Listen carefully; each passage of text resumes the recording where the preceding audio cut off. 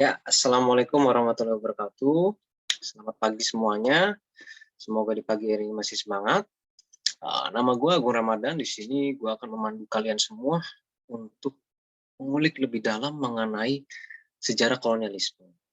Nah, di sini ada pertanyaan konsepnya, yaitu mengapa peradaban Eropa banyak mengkolonisasi peradaban Amerika dan bukan sebaliknya. Kenapa bukan Asia yang menjajah Eropa? Kenapa bukan Indonesia yang menjajah Eropa? Kenapa Eropa saja peradaban yang melakukan kolonisasi dengan sempurna? Nah, di sini kita akan membahas lebih dalam. Kenapa seperti itu? Nah, di sini gue akan mengajak kita semua untuk melakukan korelasi dengan teori yang gue kira relevan. Nah, teori ini berjudul teori response and challenge dari Arnold Toynbee. Jadi si Arnold Toynbee ini berpendapat bahwa kemajuan suatu peradaban itu terbentuk dengan adanya tanggapan atas tantangan, response and challenge yang dihadapi. Nah, seperti contohnya peradaban di Mesir. Bangsa-bangsa Mesir, seperti halnya kita tahu di Afrika, itu lebih terkenal kondisi geografisnya itu panas, kering. Nah, bangsa-bangsa Mesir itu mendapatkan tantangan seperti itu, bahwa keadaan di negaranya ataupun di daerahnya itu sangat kekurangan air, tandus. Nah, akhirnya mereka melakukan pencarian, di mana sih sumber air yang ada di sana. Nah, akhirnya mereka menemukan bahwa sumber air dekat sana itu ada di lembah Sungai Nil. Dan akhirnya mereka di sana membangun peradaban. Mereka lalu nanti berpikir bagaimana dengan Sungai Nil ini mereka membuat suatu peradaban. Nah, akhirnya nanti mereka membuat irigasi, mereka membuat teknologi, dan akhirnya mereka membangun peradaban seperti yang kita kenal sebagai peradaban Mesir. Itu salah satu contohnya. Nah, lalu bagaimana dengan di Eropa? Nah, Eropa ini ada tantangan dan ada tanggapannya juga. Nah, tantangannya ini, kenapa peradaban Eropa ini nanti bisa maju dan melakukan kolonisasi? Karena tantangannya di sana itu mengalami kelangkaan sumber daya alam, seperti halnya Mesir. Nah, kelangkaan sumber daya alam ini kita bisa bandingkan dengan peradaban-peradaban lainnya. Peradaban Eropa itu tidak memiliki rempah-rempah seperti halnya di Maluku, tidak memiliki emas seperti halnya di Australia, tidak memiliki minyak seperti halnya di Timur Tengah, tidak memiliki bahan sumber daya mineral lainnya seperti di peradaban Amerika.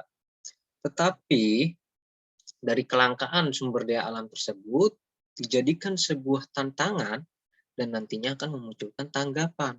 Itu yang menyebabkan majunya peradaban Eropa. Tantangannya selain kelangkaan sumber daya alam nanti ada dikuasainya Konstantinopel, karena sebelumnya Konstantinopel itu adalah pelabuhan di mana masyarakat Eropa itu bisa membeli barang-barang murah dari berbagai benua. Nah, di situ pelabuhan Konstantinopel itu nantinya dikuasai oleh Turki Utsmani dari Islam. Lalu karena peradaban Islam saat itu maju, mereka menganggap bahwa Islam ini sebagai tantangan juga. Nah, nantinya dari tantangan-tantangan tersebut ini dijadikan dorongan bagi peradaban Eropa untuk melakukan kolonialisme ke berbagai benua di dunia, seperti Amerika, Asia, Afrika, Australia, itu menjadi objek kolonialisme dan imperialisme. Dan kolonialisme dan imperialisme ini dilatar belakangi oleh Gold Glory Gospel.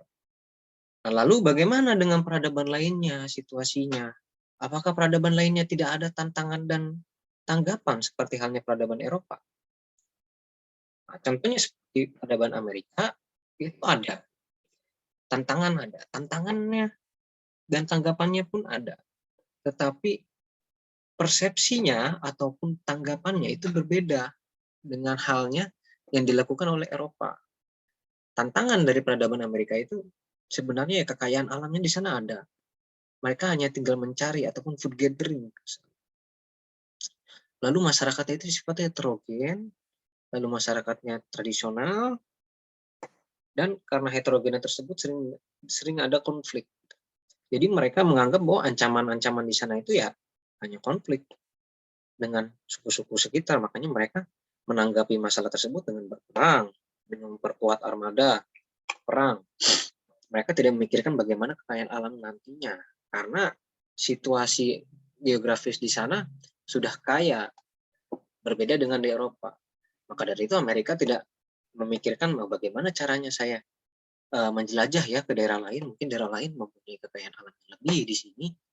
Mereka tidak berpikir seperti itu karena mereka nyaman. Lalu juga masyarakatnya itu masih tradisional. Kenapa masyarakatnya tradisional? Karena memang ya itu dia. Mereka tidak berpikir secara lebih karena mereka sudah nyaman dengan kekayaan alamnya. Jadi tantangan dan tanggapan, respon ataupun challenge-nya di Amerika itu berbeda dengan Eropa. Baik di Asia juga, baik di peradaban di Afrika juga. Nah, itulah yang menjadi latar belakang kenapa Eropa sedikit berbeda dan melakukan kemajuan ataupun kolonialisme kepada peradaban-peradaban atau benua lainnya. Mungkin ini yang bisa gue sampaikan mengenai sejarah kolonialisme ini. Semoga kalian semua paham dan nanti kita bisa selesaikan dengan diskusi-diskusi kecil ataupun pertanyaan-pertanyaan yang sekiranya kurang mengerti atau kurang mendalam mengenai pembahasan. Terima kasih. Wassalamualaikum warahmatullahi wabarakatuh.